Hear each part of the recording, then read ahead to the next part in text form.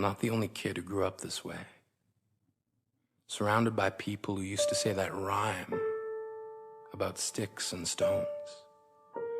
As if broken bones hurt more than the names we got called, and we got called them all.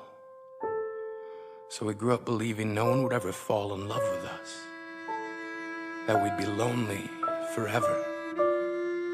That we'd never meet someone to make us feel like the sun was something they built for us in their tool shed. So broken heartstrings bled the blues as we tried to empty ourselves so we would feel nothing. Don't tell me that hurts less than a broken bone, that an ingrown life is something surgeons can cut away, that there's no way for it to metastasize, it does. She was 8 years old. Our first day of grade 3 when she got called ugly. We both got moved to the back of class so we would stop getting bombarded by spitballs. But the school halls were a battleground where we found ourselves outnumbered day after wretched day. We used to stay inside for recess because outside was worse. Outside we'd have to rehearse running away or learn to stay still like statues, giving no clues that we were there in grade 5. They taped a sign to the front of her desk that read, "Beware of dog." To this day, despite a loving husband, she doesn't think she's beautiful because of a birthmark that takes up a little less than half her face. Kids used to say she looks like a wrong answer that someone tried to erase but couldn't quite get the job done. And they'll never understand that she's raising 2 kids whose definition of beauty begins with the word mom. Because they see her heart before they see her skin. Because she's only ever always been amazing. He was a broken branch grafted onto a different family tree. Adopted. Not because his parents opted for a different destiny.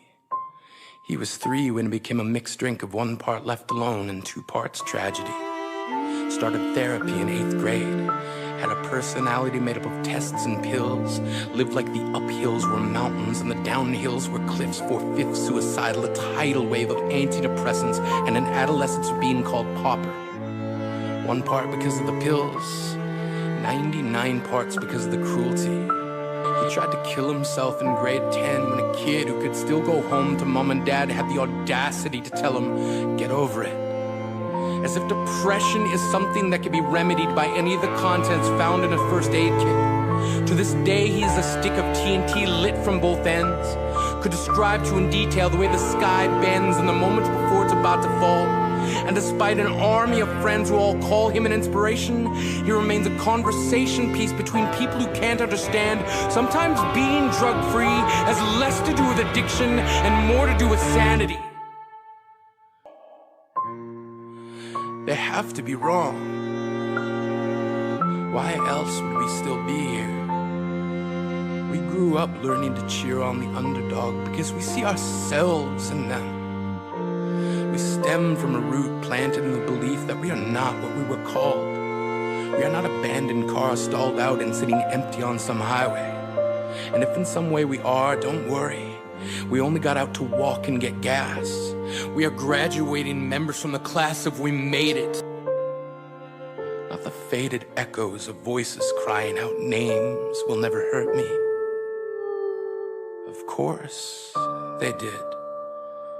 But our lives will only ever always continue to be a balancing act that has less to do with pain and more to do with beauty.